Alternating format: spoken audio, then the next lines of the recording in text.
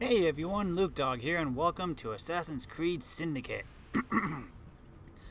Yep, it's time to hop back into the Animus, and this time head to Industrial Revolution, England. So, let's go see what the Frye twins are up to.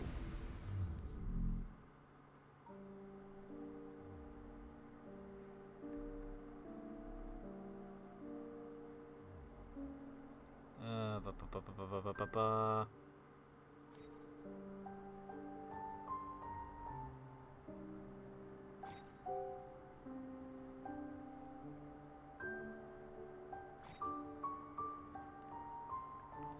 Let's see. Menu.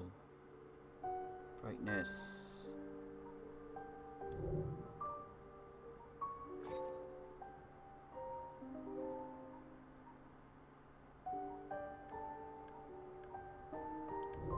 See how subtitles are off.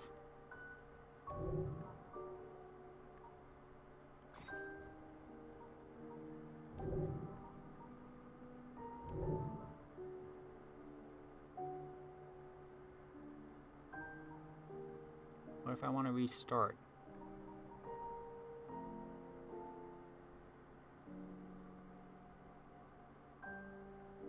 Dang it.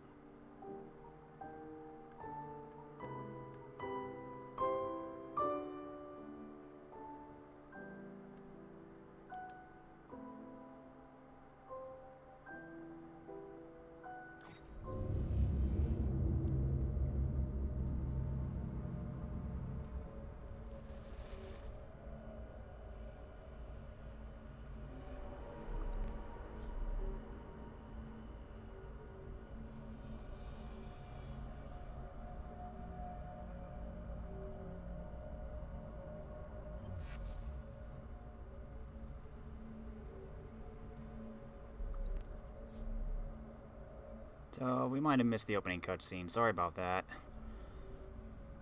Basically, we're back with Bishop. And right now, we're looking into Victorian London, because Abstergo has been searching for a piece of Eden in this area.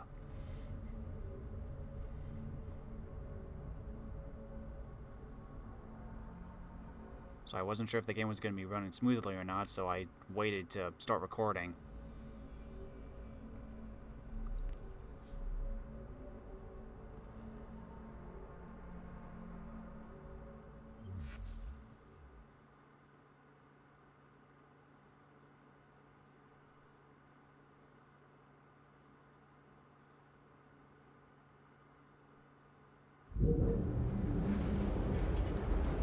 So yeah, we just had the opening cutscene and now we're here.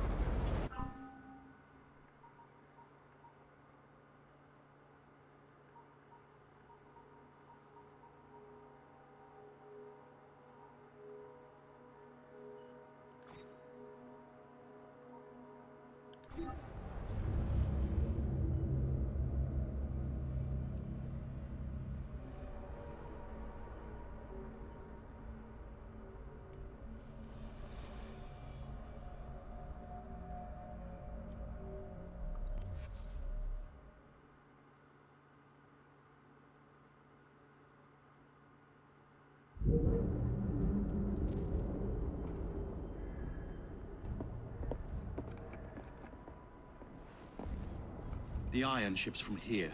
The Templar running things is Rupert Ferris and our target 1. Target 2 is Sir David Brewster, who's got his hands on a bauble that could ruin us in this wretched war.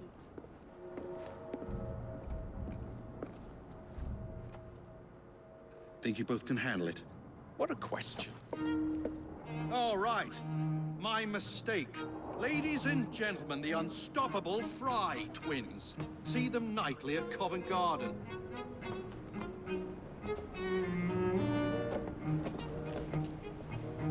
George, honestly, I've studied the plans of the laboratory and have every route covered. And I've got all I need right here. I'll extend your regards to Ferris. Chat later, George. We've a train to catch. Jacob! Evie! May the creed guide you, you vagrants! Poor man. More afraid than ever. Years have not been kind. Evie Frye, where do you get it from? The same place as you, Jacob.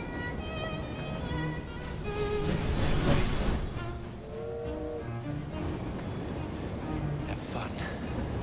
Don't die.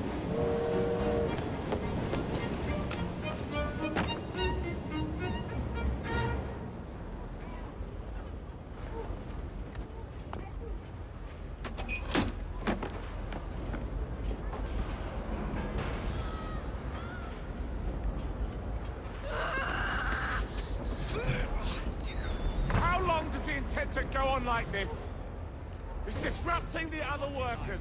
Shut his trap and get the machine fixed. Send me some laudanum for my head. Coming right up.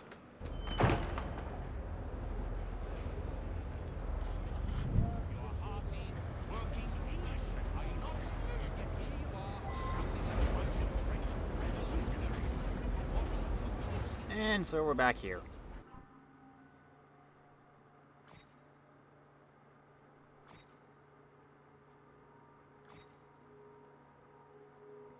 Rupert Ferris, 15th of August, 1830.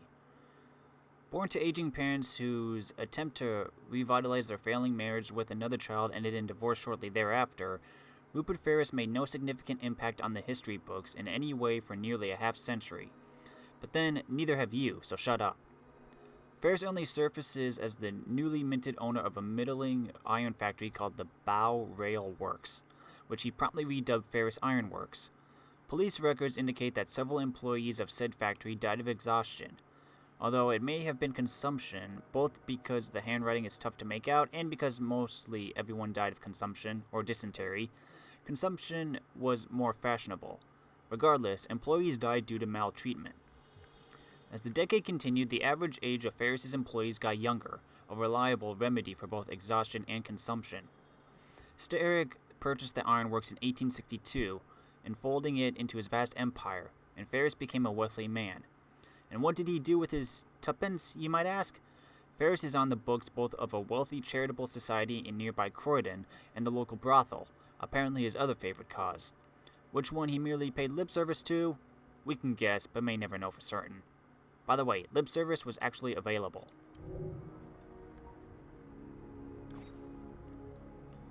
David Brewster, 11th of December, 1781. Born the third of 6 children, the tastiest bit of a large family sandwich, to God-fearing Scottish Presbyterians who make really bland sandwiches, David Brewster was destined to orbit greatness like the space station orbits the Earth, or Europe orbits Britain. At the age of 12, he was sent to the University of Edinburgh to join the clergy, which is exactly what we do with 12-year-olds today, post them to Scotland so they'll stop annoying us. But his congregation would have to wait. Brewster became fascinated by optics and was persuaded to continue studying the diffraction of light, touching on such exciting topics as reflection and refraction, and are you still awake? Brewster quickly moved on to the laws of metallic absorption. Oh, you're nodding off. Well, long story short, he invented the kaleidoscope. That's fun, isn't it? Unfortunately, he didn't patent it quickly enough, and although it sold like gangbusters, he made very little money. After he partnered with like-minded clergymen to start a scientific magazine, the Edinburgh Journal of Science, and was knighted by the Queen, he came out as a very vocal opponent of evolutionary theory, which just goes to show you that the clergyman who invented the kaleidoscope can't always get it right. Like an old man still paying for dial-up internet access even though he's connected to a cable modem, Sir David seems to have been built for a different era, that of Galileo. Although maybe not even. After all, he did invent a telescope that looks precisely nowhere.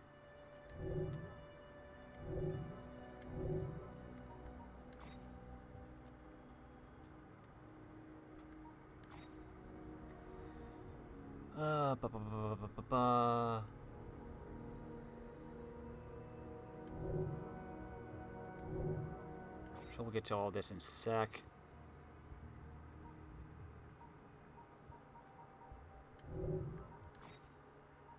Just get all this out of the way.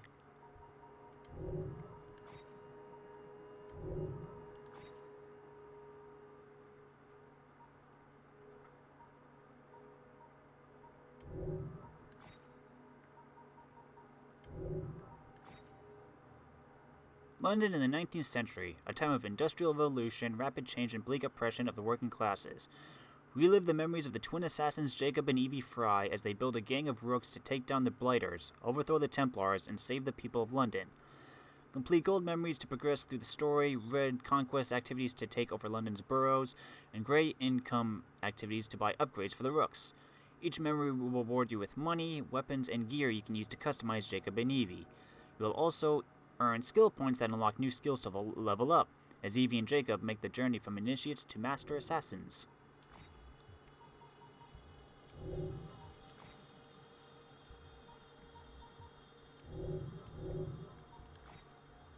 Okay, what do we got for people?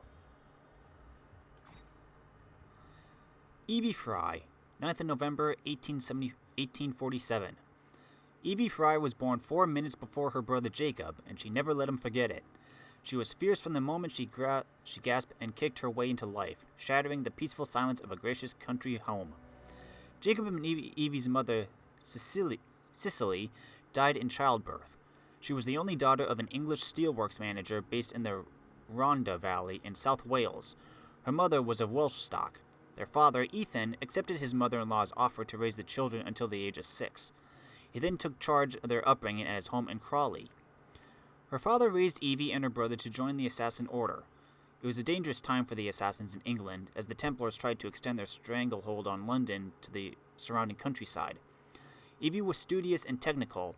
She gravitated toward the more theoretical and organizational parts of the organization. She specialized in research, with a side interest in pieces of Eden. Ethan instilled in his children a strong sense of social duty, the idea that the assassins should help the people be free, rather than solely act as agents to take down oppressive forces. While Jacob rebelled against his father's schooling, Evie relished his lessons.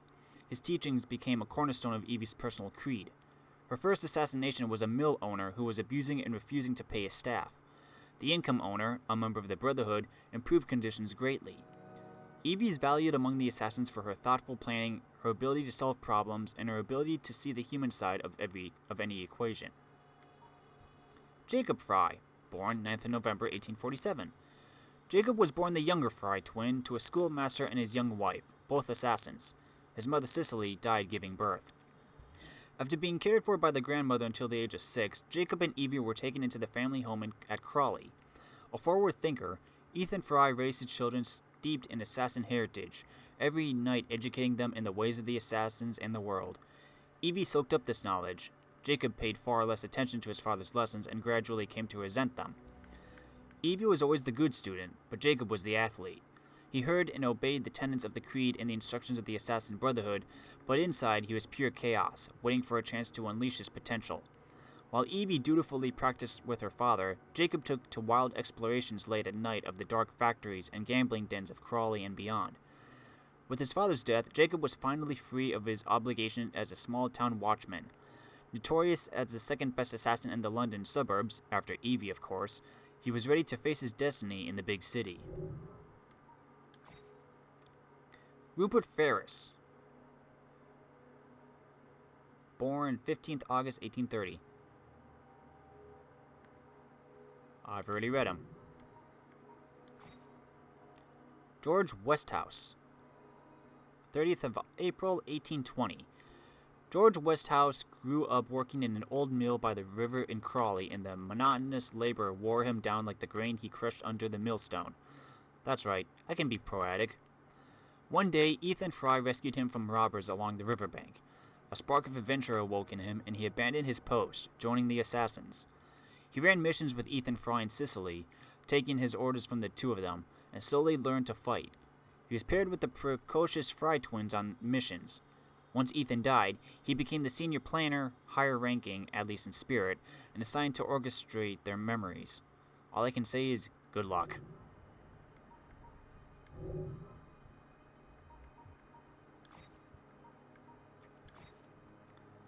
Bishop, date of birth, unknown. Here's the thing, and it's a thing that quite annoys me. I don't know anything about Bishop. A few years back, Rebecca and I stumbled upon a hacker collective, calling themselves the Initiates. They built an impressive little network and had been spying on assassins and Templars alike for years. A few of them even managed to infiltrate an assassin cell.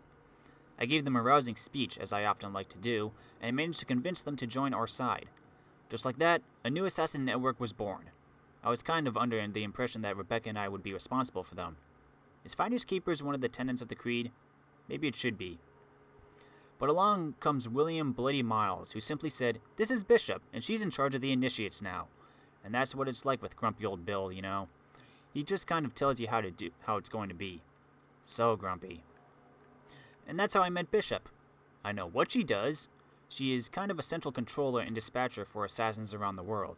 She makes sure that when a Templar pops their heads up, an assassin is waiting to cut it off. Or if there's a new set of genetic memories to synchronize, she finds us a helpful soul like you to help synchronize them.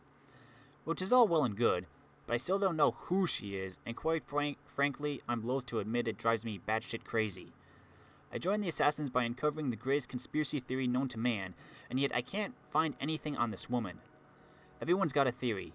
Gavin thinks she's former CIA. My friend Harlan thinks she's a defector from Urdito, another hacker collective that no one's heard from in a while. Rebecca tells me that she actually knows the truth, but promised not to tell me. I pinky swore. #sorry not sorry.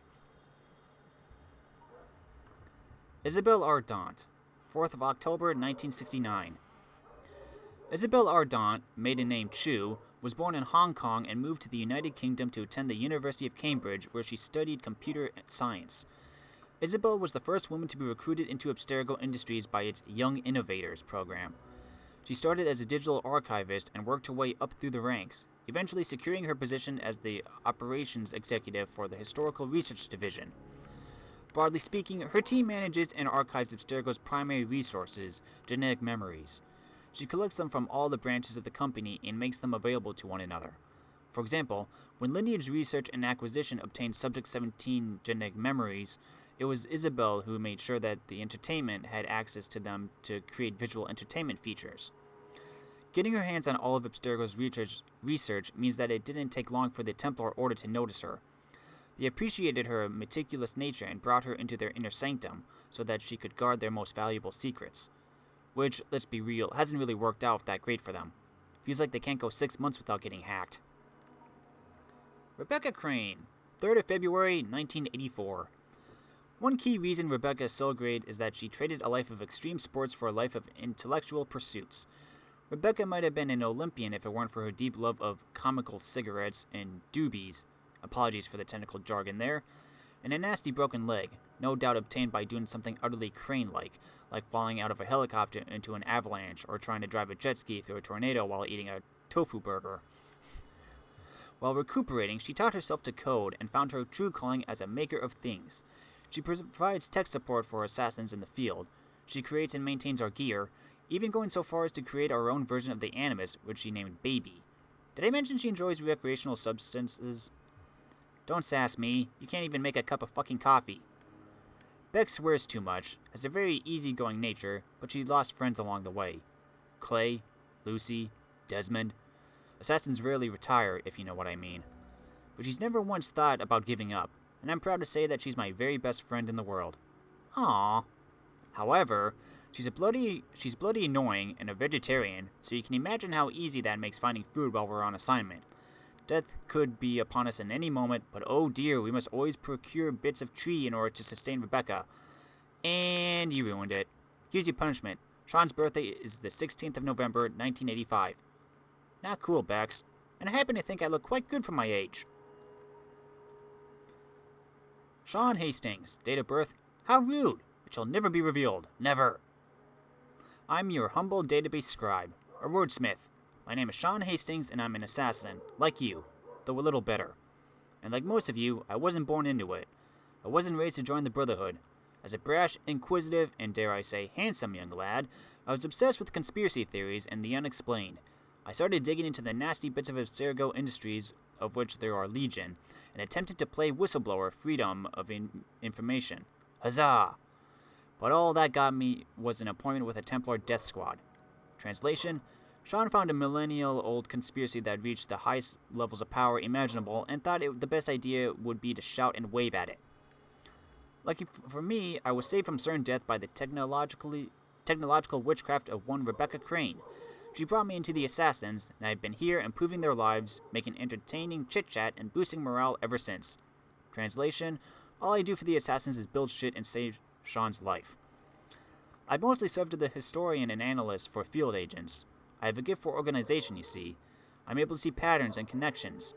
As such, the Assassins would be lost without me, and they'd all be saying a historian instead of an historian, and I'd probably explode. But I'm much more than two wonderful forearms, an enormous brain, two twinkly eyes, and a talent for grammar. I've been trained by one grumpy mentor, William Miles himself, and I've become a bona fide field agent. I take great joy in striking at the Templars whenever and however I can. I've infiltrated Abstergo Entertainment. I blew up a Templar lab. I'm really very impressive, if I do say so myself. You may think I'm an arrogant bastard, but that's only because I'm smarter than you, and this one time I helped save the entire planet from a massive solar flare. But I hear you're shit hot at video games and can walk upright, so well done. You should be very proud. Abstergo.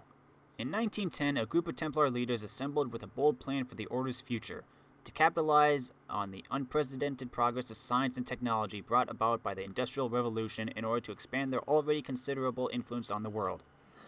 This plan culminated in the creation of Abstergo Industries in 1937. It began as a modest little front company so that the Templars could accumulate wealth. After World War II, prominent Templars in government and industry helped it grow into a monstrous conglomerate with offices, laboratories, factories, and other facilities all over the world.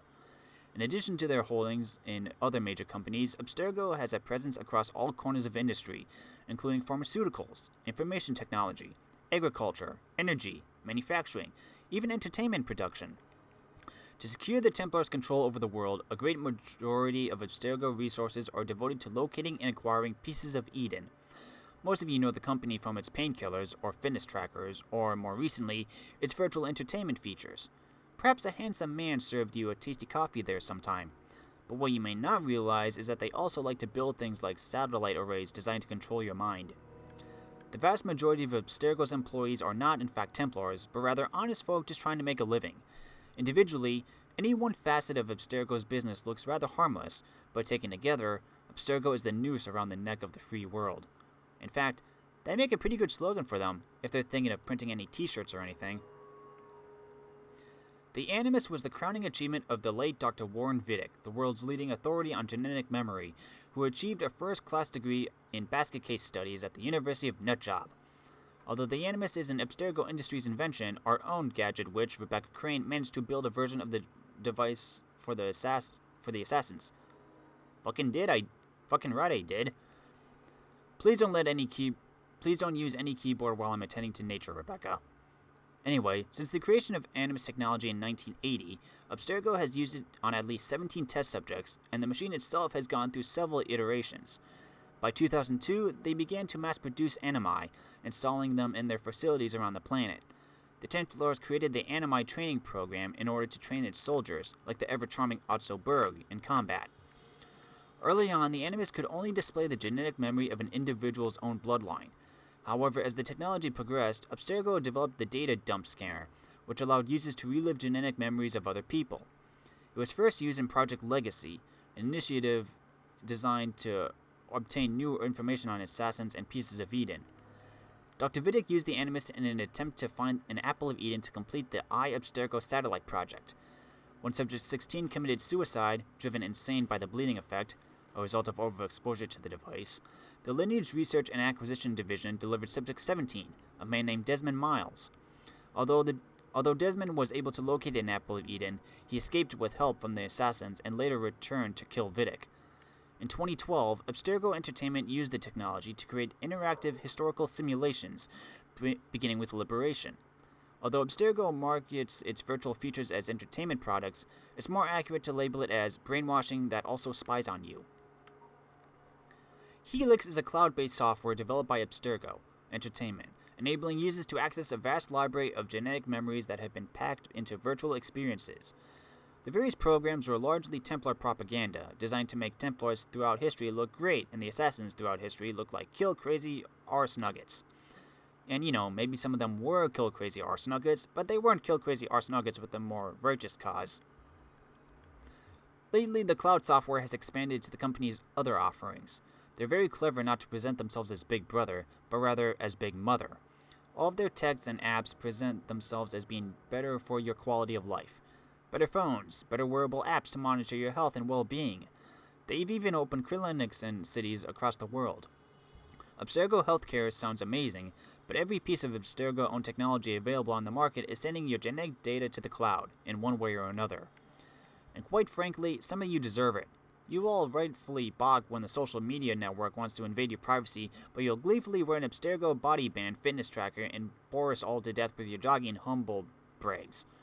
Well, you are literally helping the enemy by jogging, so for the love of all that's holy, stop fucking jogging. In many ways, the cloud is our new battlefield. It used to be that our war was fought in the real world with real sharp things. Nowadays, we win or lose by who can data mine the fastest. But while they have legions of office drones chained to their desks, we've got digital recruits, like you.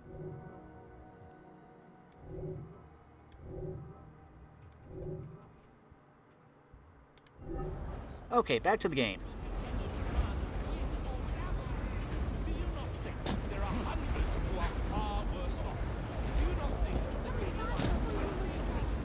Free running.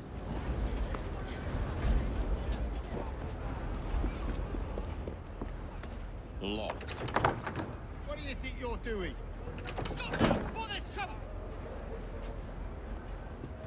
No one goes in or out, unless there's a problem. I hold the machines. That door opens, and I have my route to Ferris. Do I have any optionals?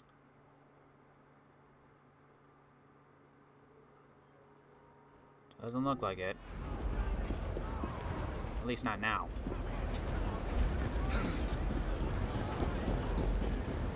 Time to do some sabotage.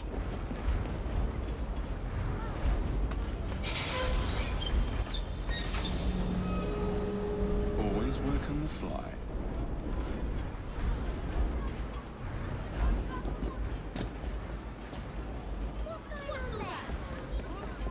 Don't mind me. I just don't like taking the stairs like a normal person.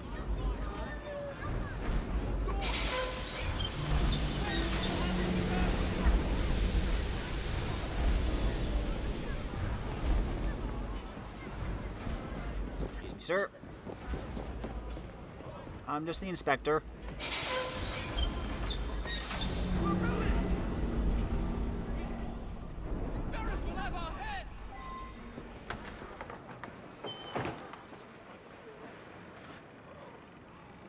What's all this? Which one of you is responsible? Me. I have a sudden urge to be any place The else. sanitary inspector. This man is dead. You're the dead man! Run along home. I'll teach you how to beg for mercy. Time for some good old-fashioned fisticuffs.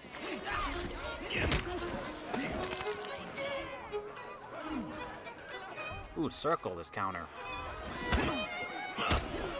I hope your prayers are in order. Ah! Quick.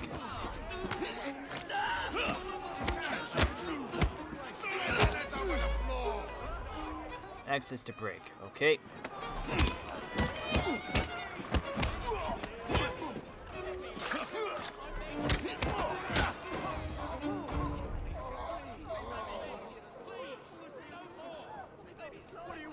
Okay.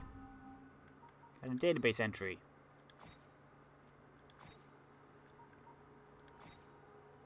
The Blighters. Unruly and dangerous, street gangs were a very common element of Victorian England's ecosystem. Flourishing in poorer areas, the desire for a unified lower class spread throughout the entire country and resulted in entire criminal communities. Notable gangs such as the Scutlers, the O'Hooligan Boys, and the 40 Elephants became infamous for their skill in theft, as well as their proclivity toward extreme violence. It was logical, then, to take these gangs into consideration when looking to dominate the heart of the empire. When Templar Grandmaster Crawford Sterrick sought to strengthen his hold over the city, controlling the underworld was a foregone conclusion. Using 7 hand-picked, highly skilled Templars and all the influence he could muster in London's underbelly, he spent a decade building London's most fearsome street gang to date, the Blighters. Originating in Westminster's worst slum, the Devil's Acre, the Blighters' influence spread across the entire city, and its members became known for their merciless brutality and unruly nature. They didn't even say please or thank you. The Blighters, once thought to be a superior answer to the street gang plague, proved instead to be a source of greater fear and loathing for the city's residents. Those who opposed the regime wound up either fatally injured or massively in debt. Drink? I can get you whatever you want. Okay, so circle is counter. I'll give you anything, anything you ask. Mercy! Just gotta remember that. It's not triangle. Ferris, I'm coming. These unnatural troubles that affect the lives of all men. We are certainly going Time to head for higher ground.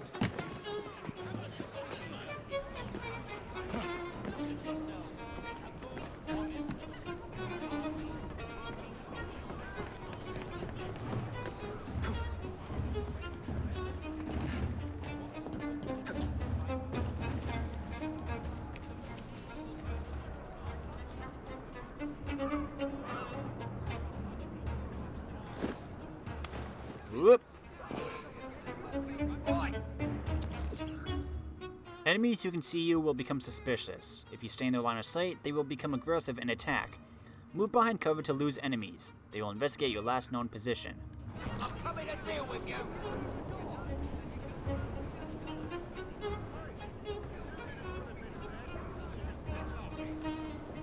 Not much of a hiding spot this week.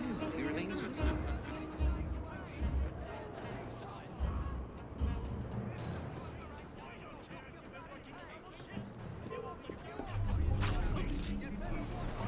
There we go.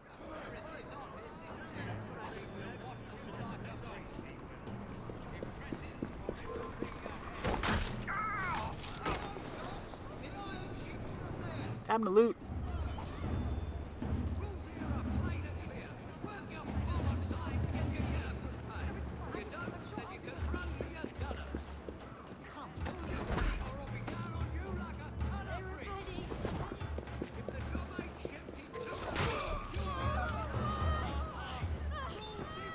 Don't worry, I'm just going for the guys in the red coats. Dead and done, this one.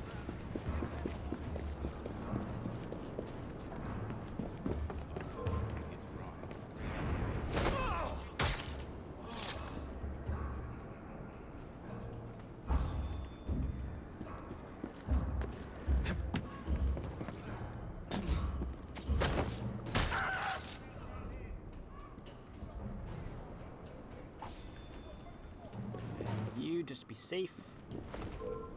What's this all about? You having a go? Watch yourself, I'll be on you in a flash!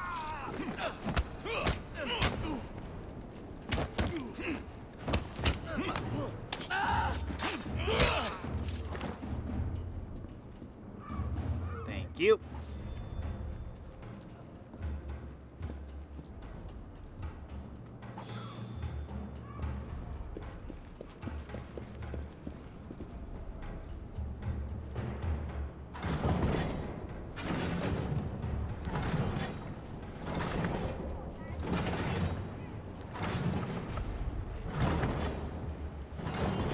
Don't mind the door just opening behind you.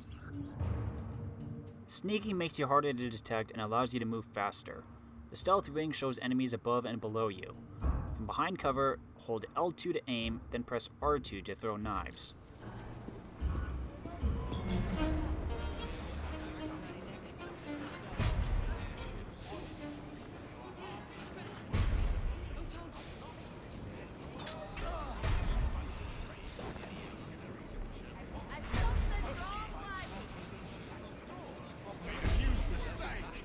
Can I hit that guy? Yes, I can. Nice. I'll come back, and I'll haunt you till the end of time.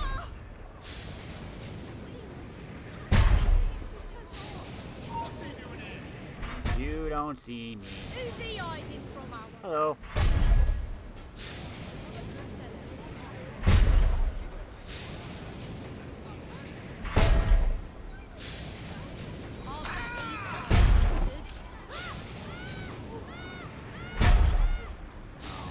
You.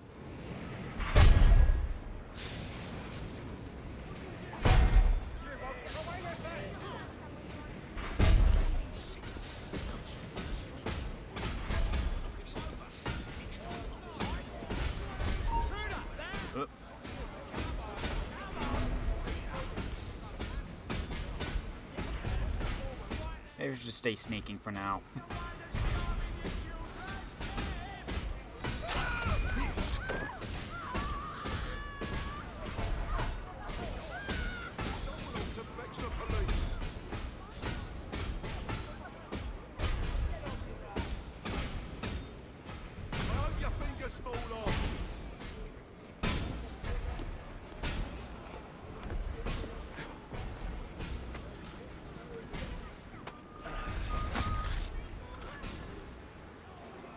Go.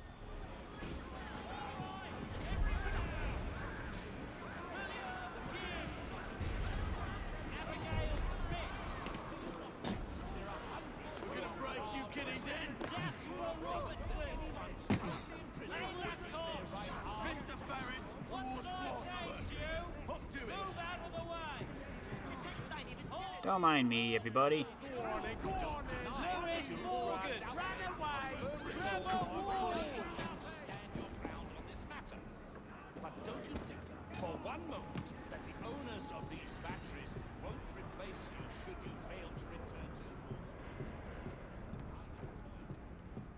Notices. Destination, time.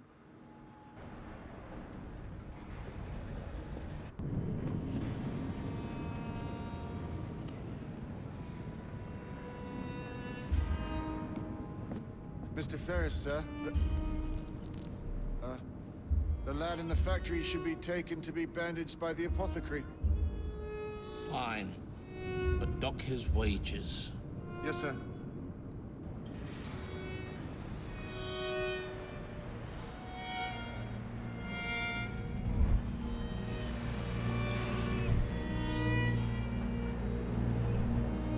Shall we arrive at a final price, Mr. Ferris?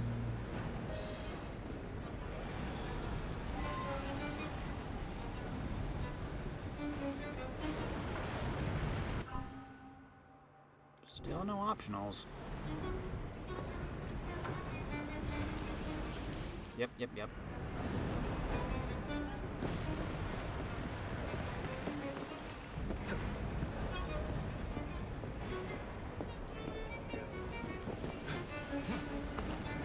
Oh, I can just sleep over here.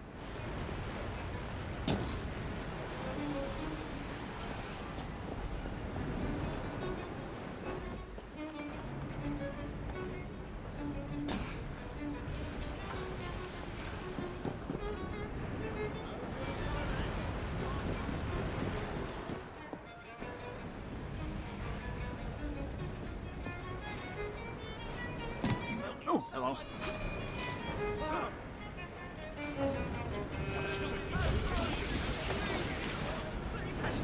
I'm just here for the redcoats.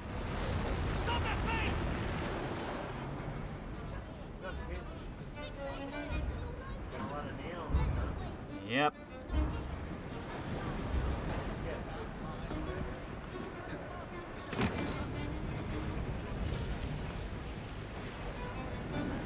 We gotta go this way, I think.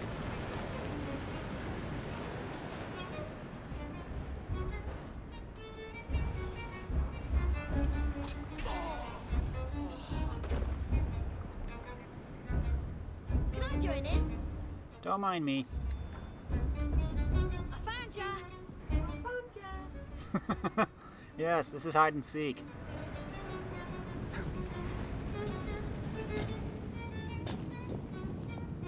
Just run along here. Nope. Sure, why not?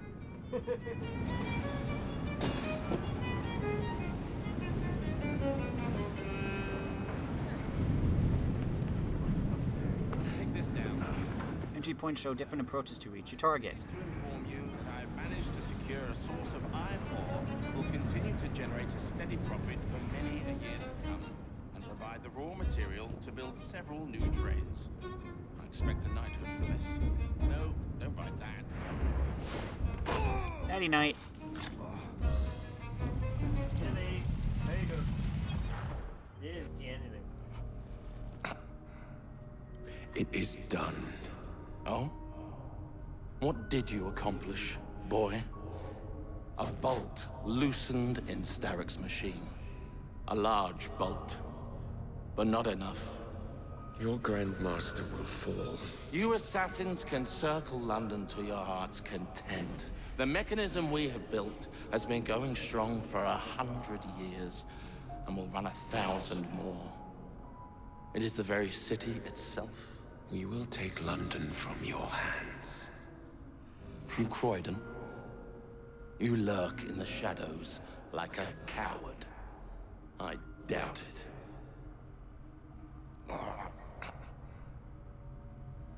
Revolution!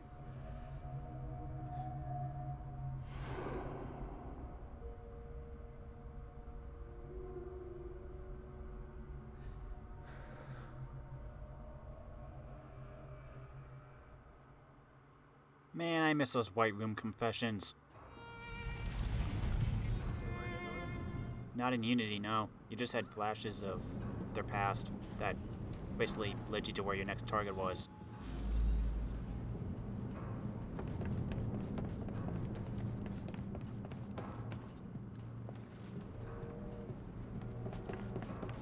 The assassin! Kill him! Impeccable timing.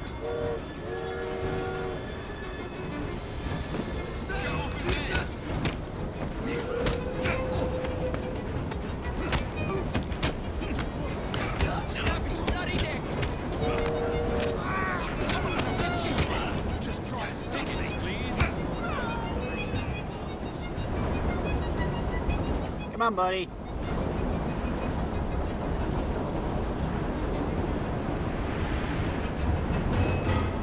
You guys coming? You're embarrassing yourself!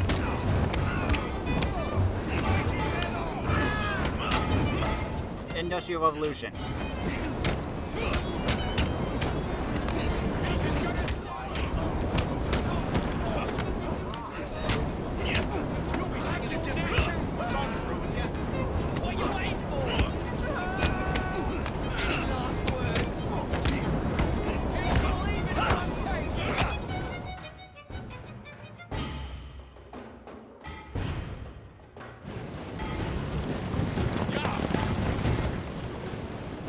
What's your bottle, boys?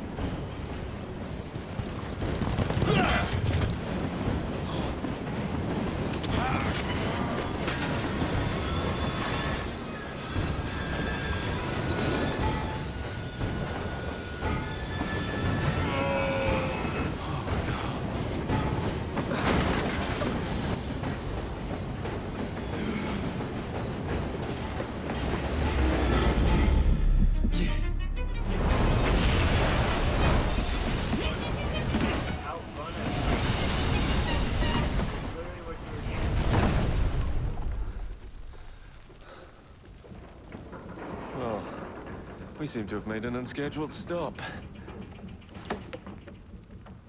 That is an understatement.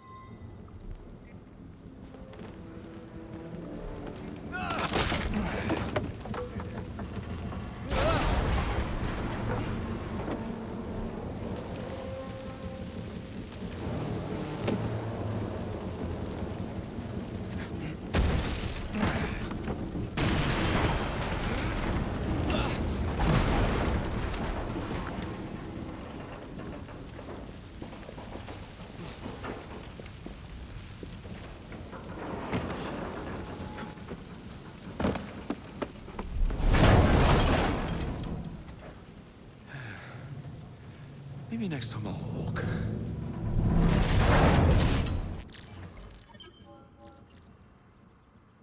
Did it. And I got a belt.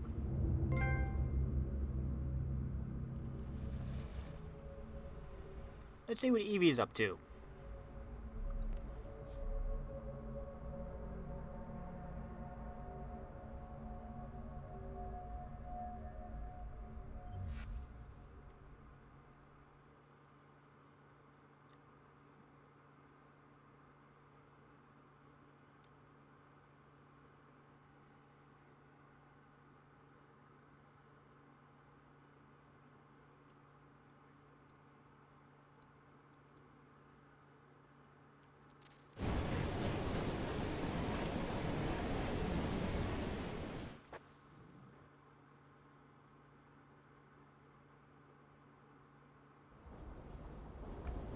Yard. Guard quarters. Brewster's laboratory. This is where the piece of Eden will be located. No loose ends. Now, to decouple the locomotive and create a diversion. Well, where is it? Huh? Where's Brewster's supplies? Meter.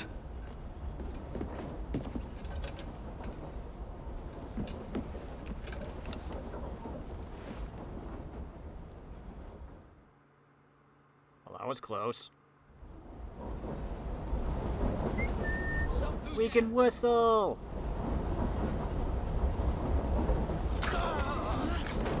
Time to deploy the diversion.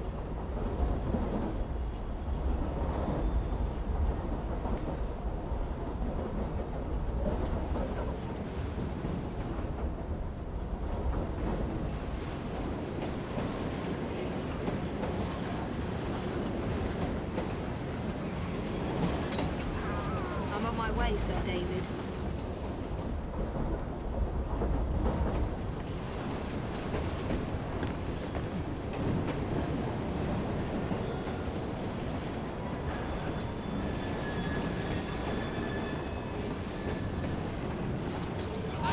Someone get up!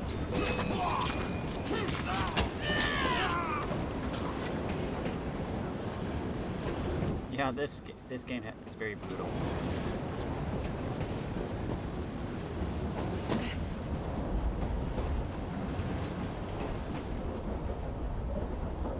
Oh, chest.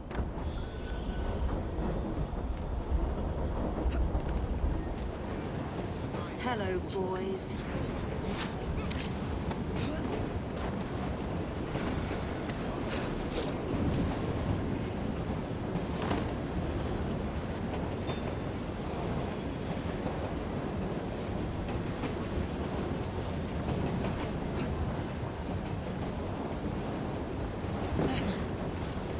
Keep moving.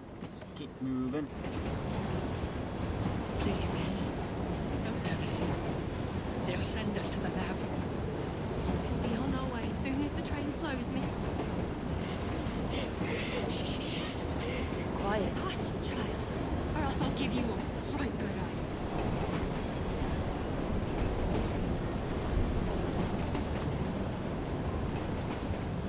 Times are tough.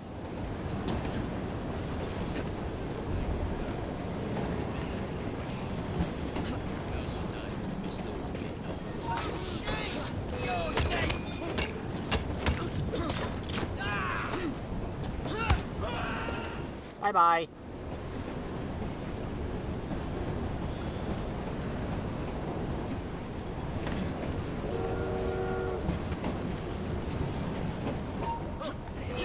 Oh! No. I tried to assassinate him and I ended up going out the window. I don't know. Might have pressed the wrong button or something.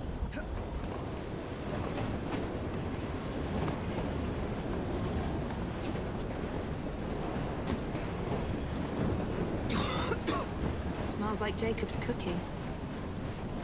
Is that good or bad?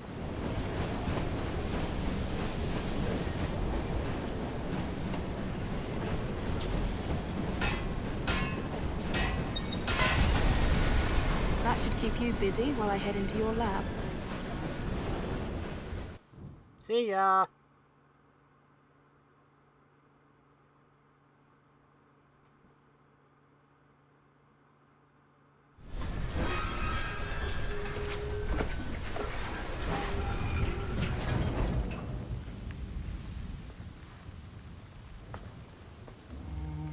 Follow me down the tracks.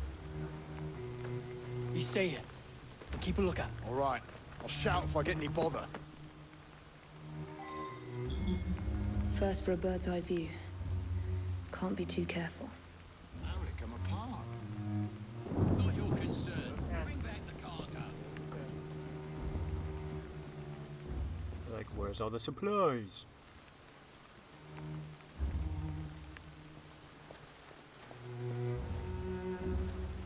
I see me.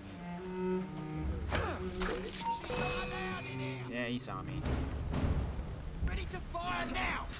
There she is! I'm stuck.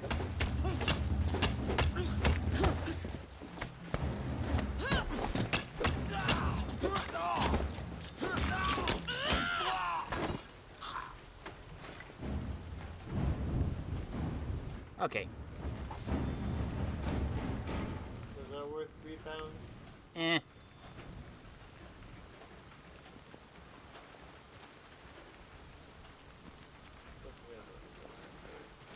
I know. I remember this.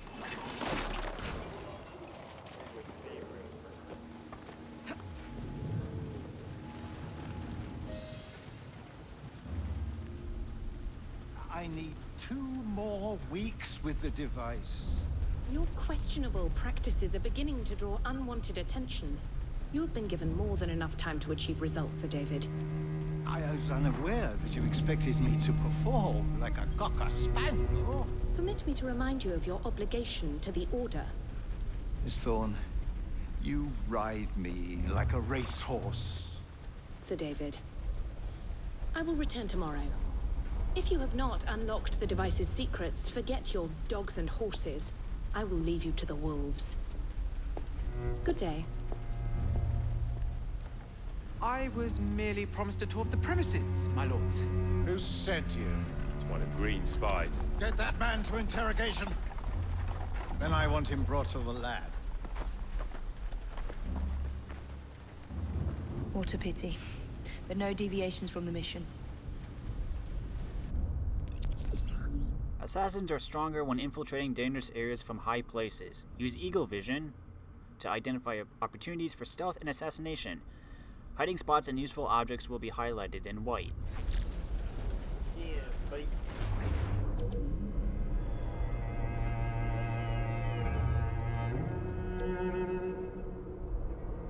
Tag enemies by looking at them. Get those supplies back from the train. It's hysterical. I love the whistle. I will shoot her down.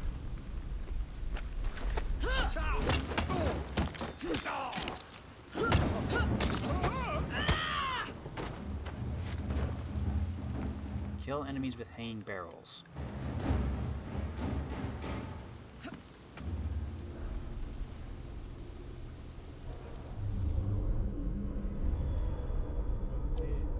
There's some over there. There's some over here.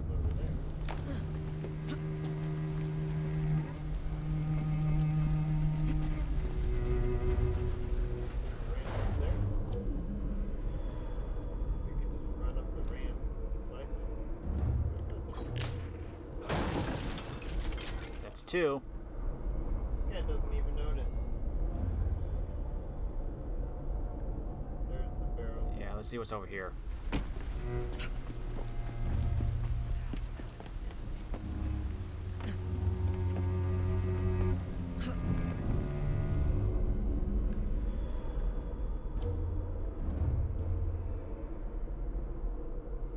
Turn around, buddy. Or come this way.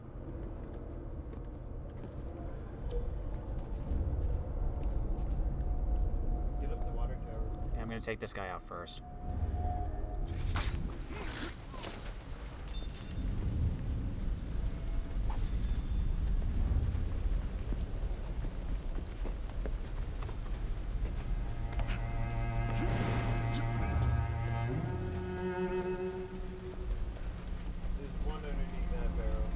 This guy's moving.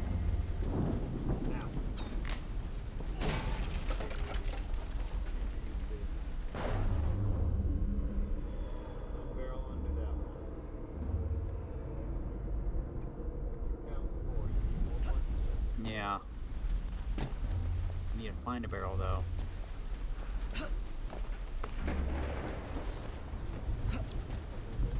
Hey, there's something.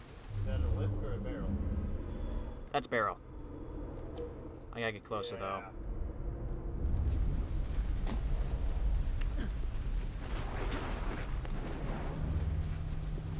Wait for him to get there. He is. Bingo!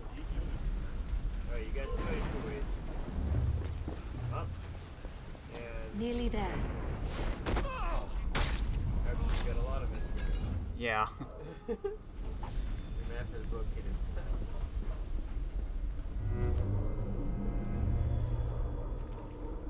Why would you choose this way? Well, it was open. So were the others. Yeah, well, I happen to be here. You're an assassin. Go hide.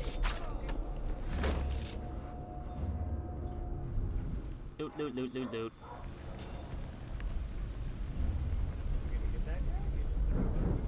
I'm gonna get him. I can see him. Laboratory. All reconnaissance pointed straight here.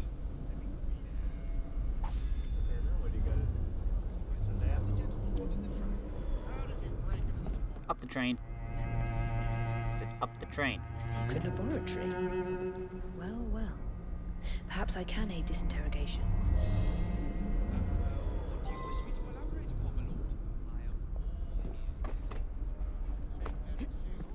The guy's clearly an enemy. Why was I not? Sonic, let's go! Ah. Oh, yeah! Clonk.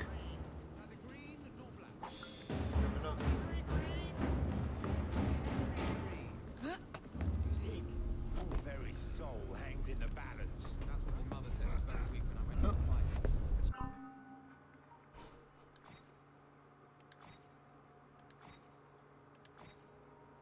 Robert Topping, 7th of July, 1847. Robert Ignatius Topping was born in London on a sunny day in July 1847, which might account for his chipper outlook on life. The fifth child of 8, Topping often had to fight to be heard. With little attention to give to their middle child, the Toppings often left Robert to his own devices to make his own fun.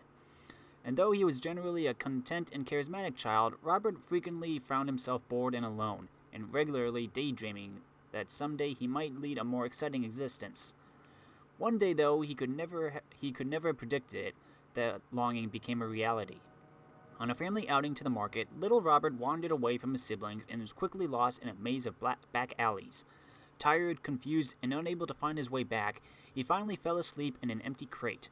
Upon awakening, he discovered that his cradle had been relocated to the mobile stores of a traveling circus. An unlikely story, perhaps, but one Robert today insists is perfectly true. The young stowaway, or runaway, found the nomadic lifestyle of the circus performers thrilling and elected to remain with them for several years, escaping the family home to amass all the knowledge that acrobats, harlequins, and ringmasters had to offer. When eventually the crew disbanded, Robert returned to the city full-time, though the Toppings found the stories of his supposed hijinks thoroughly unbelievable. Ever resourceful, Robert later entered into the employment of his own uncle, whose illegitimate businesses promised another taste of a more exciting life. Today, the ambitious young Topping acts as a bookie for underground prize fighting and street racing rings, but has greater hopes for the future. Though he may occasionally fall in with the wrong crowd, he is nothing if not a survivor and can generally talk or trick his way out of any tense situation. Failing that, he can use some quick juggling. David Brewster. I've already read you. The Assassin Brotherhood is a secret organization whose ideology is centered on the belief that only free will can ensure the betterment of humanity. Hey, look at all these idiots. How dare you? We have existed throughout recorded human history, locked in a battle with the Templar Order, who believe pretty much the opposite of what we do. It's why we fight. Here's a question for you. If both sides existed before the historical Hashashin and Order of the Knights Templar, what were they called? Excellent question. Shush your lips up.